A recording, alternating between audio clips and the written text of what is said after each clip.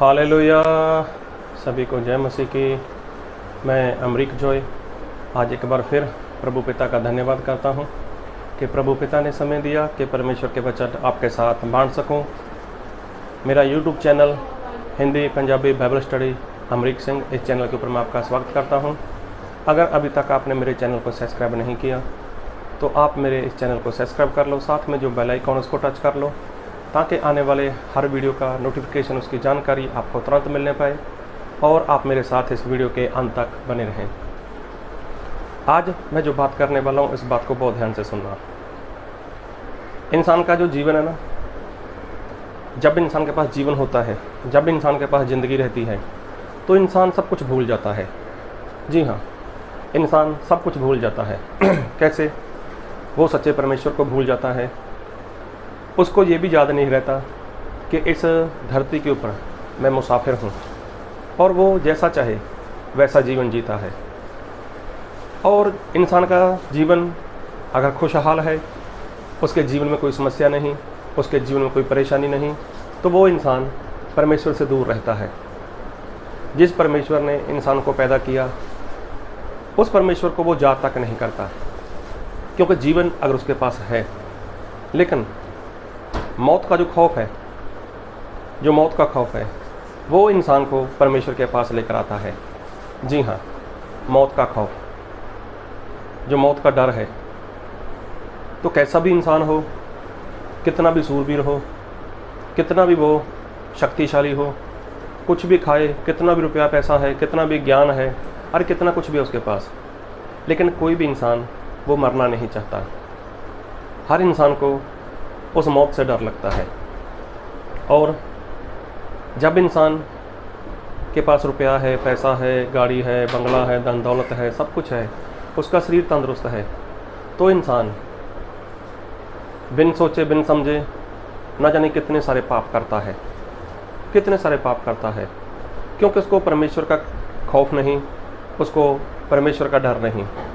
लेकिन मौत एक ऐसी चीज़ है कि एक अच्छा खासा इंसान भी, कितना भी शक्तिशाली हो, उसके जीवन में कुछ ऐसा होता है कि वो सब कुछ छोड़ने के लिए तैयार हो जाता है।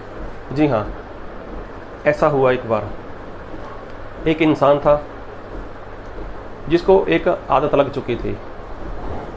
हर रोज़, हर दिन कोई ना कोई पाप करता रहता था। और पाप करता था तो वो ऐसा नहीं कि वो जानता नहीं था, वो जानता था कि मैं गलती कर रहा हूँ, मैं पाप कर रहा हूँ, मैं गुनाह कर रहा हूँ, मेरे से ऐसा हो रहा है, मेरे से वैसा हो रहा है। अभी उसका समय चलता गया तो उसने अपने एक मित्र से बात की और उसको बोलता है कि मेरा तुम सच्चा मित्र है, तू मेरा बढ़िया मित्र है, और मैं मेरे दिल की सारी बात आपको बताता हूँ, तो ऐसा कर, मेरे लिए कुछ कर, क्योंकि मेरा जो दिन है वो पूरा दिन मेरे पाप में निकलता है।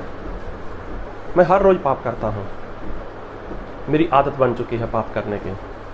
लेकिन मुझे किसी ऐसे डॉक्टर के पास या किसी ऐसे वैद्य के पास या किसी ऐसे हकीम के पास ले चल कि वो मेरा कुछ हल करे। उसका मित्र वो समझदार था, उसने बोला देखो, ऐसा कोई डॉक्टर नहीं, ऐसा कोई वैद्य नहीं, ऐसा कोई हकीम नहीं कि जो तुझसे इन सारी बातों से बचा सके। तो उसने बोला फिर, बोलता है एक यहाँ पर महात्मा है, एक संत है, क्यों ना हम उसके पास चलें। तो जिस इंसान को पाप करने की आदत लगी हुई थी, तो उसने अपने मित्र की बात के ऊपर विश्वास किया और दोनों चल पड़े। तो जब देखा उस महात्मा के पास, उस संत के पास बहुत से लोग बैठे थे, तो सभी लोग जब महात्मा के पास अपना काम करवा कर चले गए, अब दोनों रह गए, ये दोनों लोग। तो जब दोनों लोग रह गए तो उन्होंने अपनी सारी समस्या, अपनी सारी मुश्किल उस महात्मा के आगे रख दी, उस संत के आगे रख दी। तो संत ने उनकी बात को सुना और बोला कि तुम जो पाप करते हो, हर दिन लोगों के साथ मारपीट करते हो, गाली गलौज करते हो, लोगों की निंदा करते हो, और भी जो लोगों के खिलाफ तुम काम करते हो, अभी मेरे पास आए तो उसका फ़ायदा तो है नहीं कोई भी। तूने मेरे पास आने में बहुत देरी कर दी। बोला हुआ क्या? बोला देख, कल शाम के 4 बजे तेरी मौत हो जाएगी। अब मैं तेरे लिए कुछ नहीं कर सकता। अभी ये जो इंसान था जिसको पाप करने की बुरी लत लगी हुई थी, वो पूरी तरह से डर गया। उसने बाबा के पाँव पकड़ लिए, उस महात्मा के, संत के पाँव पकड़ लिए। उसको बोलता है, आप बोलिए मेरे लिए, मैं क्या करूं? क्या मैं रुपया पैसा दूं? मैं क्या कर रहा हूं कि मैं ज़िंदा रह सकूं? तो महात्मा ने बोला, मैंने देखो बता दिया तुम्हें कि अभी कोई भी चांस नहीं, कल शाम के 4 बजे तेरी मृत्यु हो जाएगी। अब ये इंसान मायूस हो गया। अब इसने घर पर आके बताया कि देखो, कल शाम को 4 बजे मैं मर जाऊंगा। तो जो परिवार वाले थे उन लोगों ने बोला, तुम्हें किसने बताया कि तू कल मर जाएगा 4 बजे? तो उसने उस महात्मा का, उस संत का नाम लिया। तो महात्मा के बारे में, संत के बारे में उसके परिवार के लोग जानते थे और उनका ऐसा उसके प्रति श्रद्धा थी कि हाँ, ये जो महात्मा, ये जो संत बोलते हैं वो सही होता है। तब इस भाई साहब ने क्या किया, पूरा दिन किसी के साथ कोई लड़ाई झगड़ा नहीं किया, किसी के साथ कोई मारपीट नहीं की, निंदा नहीं की, गाली गलौच नहीं किया, कोई भी बुरा काम नहीं किया। अब इसके अंदर एक खौफ सा था कि कल शाम के 4 बजे मेरी मृत्यु हो जाएगी।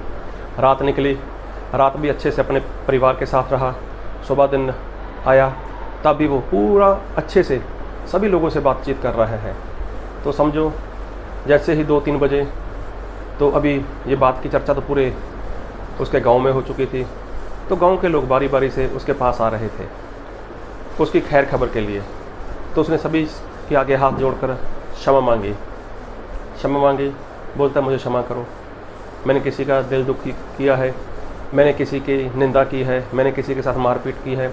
सभी के साथ उसने अच्छे से व्यवहार किया, सभी के साथ उसने सभी की क्षमा मांगी और सभी के साथ उसने गले लगकर सभी के साथ प्रेम के साथ बात की।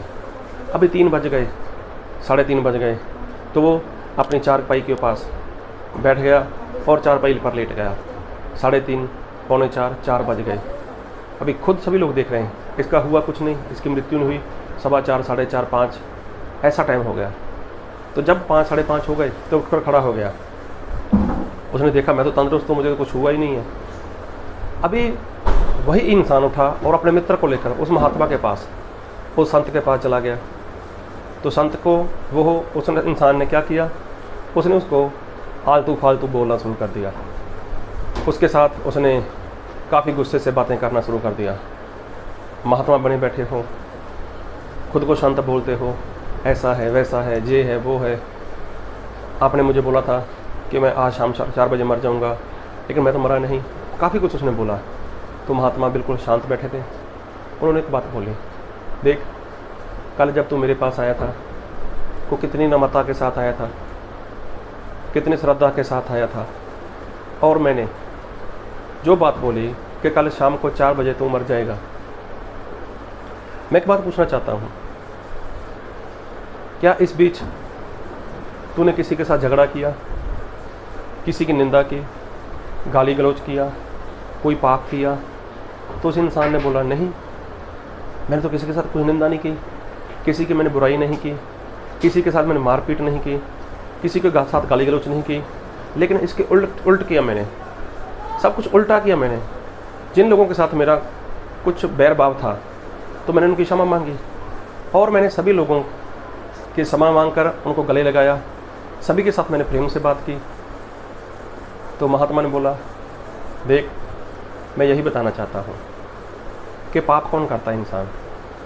पाप इंसान वो करता है जिसको मरने की खबर नहीं, जिसको ये बात की खबर नहीं कि वो एक दिन मरने वाला है। आज इंसान कैसा जीवन जी रहा है? ऐसा तो जीवन जी रहा है, वो बुराई करता है, निंदा करता है, पाप करता है, कितना कुछ कर रहा है। क्यों? क्योंकि उसके अंदर मौत का खौफ नहीं। उसको तो ऐसा लगता है कि मैं कभी मरने वाला नहीं हूँ, मुझे कुछ होने वाला नहीं है, मुझे कुछ नहीं होने वाला। इसलिए इंसान क्या करता है? वो पाप करता है। और एक के बाद एक वो पाप किया जाता है। लेकिन जब इंसान इस बारे में जान ले कि मुझे मरना है, तो देखना वो इंसान कभी भी किसी के साथ लड़ाई झगड़ा नहीं करेगा। सभी के साथ वो प्रेम के साथ बात करेगा। और ज़्यादातर लोग ऐसा बोलते हैं कि इस संसार में से लेकर क्या जाना है हमें साथ में, ना कपड़ा, ना रुपया, ना गाड़ी, ना ज़मीन, ना घर, ना बंगला, कुछ भी नहीं लेकर जाना है तो प्रेम। तो अक्सर ऐसी लोग बातें करते हैं, लेकिन ये वही लोग हैं जिनको खुद मृत्यु का डर नहीं। और ऐसी बातें बोलने वाले लोग बोल देते हैं कि हमें साथ में कुछ लेकर तो जाना नहीं है, हमारे साथ तो प्रेम जाएगा। लेकिन अगर हर इंसान ऐसा सोचे कि मैं तो आज नहीं तो कल मरने ही वाला हूँ, तो क्या वो इंसान किसी की बुराई करेगा? क्या वो पाप करेगा? तो मौत का डर इंसान के जीवन में परिवर्तन लाता है। एक बार बाइबल में लिखा है कि इंसान था, तो उसके पास उसके खेत में ढेर सारी फसल हुई। तो उसने क्या सोचा, मेरे पास तो बहुत फसल हो गई, अब मैं क्या करूं? तो उसने क्या किया, उसने अपने पुराने गोदाम, अपने पुराने घरों को तोड़ दिया और नया बनाकर उसके अंदर बहुत सारा अनाज उसने भर लिया। और उसने क्या बोला, ऐ मेरी जान, तेरे पास बहुत समय के लिए खाने को है, अब मौज कर, मस्ती कर, जैसा तेरा मन करे वैसा कर। अब सोचो, इस इंसान को क्या पता था? लेकिन बाइबल में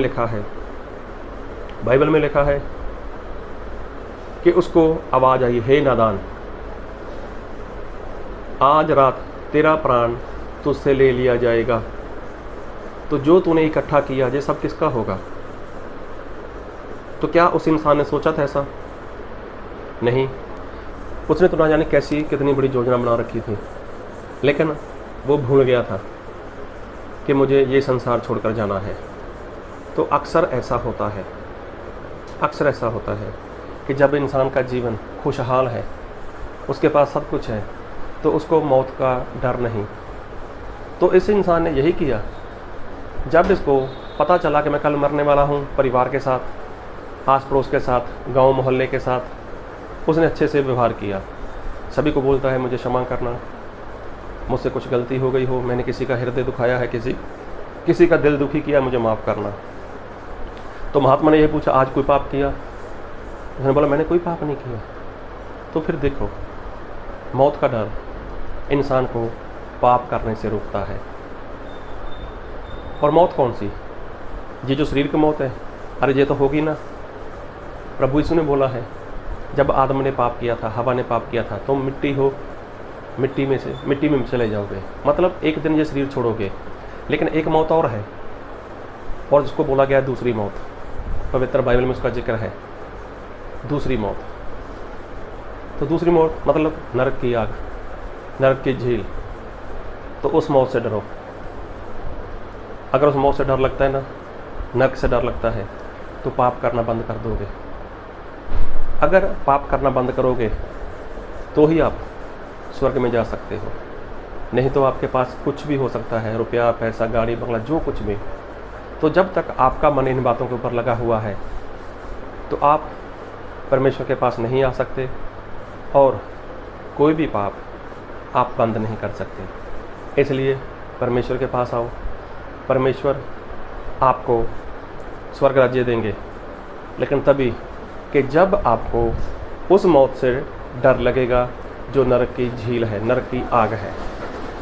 इसलिए अपनी सारी इच्छा को मारो। इसलिए परमेश्वर की सही पहचान करो।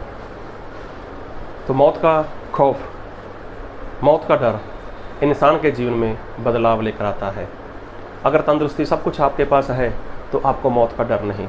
तो जब तक आपको मौत का डर नहीं, तब तक आपको पाप करने से कोई भी नहीं रोक सकता। इसलिए नरक से डरो, नरक की झील से डरो, नरक की आग से डरो। वहाँ पर वो ऐसी आग है कि वो कभी बुझेगी नहीं। वहाँ पर पीड़ा है, दांतों का पीसना है, और वहाँ पर रोना है। अगर आप बचना चाहते हो तो बस आज से ही बाइबल के अनुसार जीवन जीना शुरू करो। अपने परमेश्वर के नज़रों में अच्छा जीवन जीना शुरू करो और परमेश्वर आपके चरित्र से वो खुश हों। इस वचन को समझ सको, इसको मान सको, इसके अनुसार जीवन जी सको। प्रभु इस वचन से आपको बहुत आयत की आशीष दे। आमीन।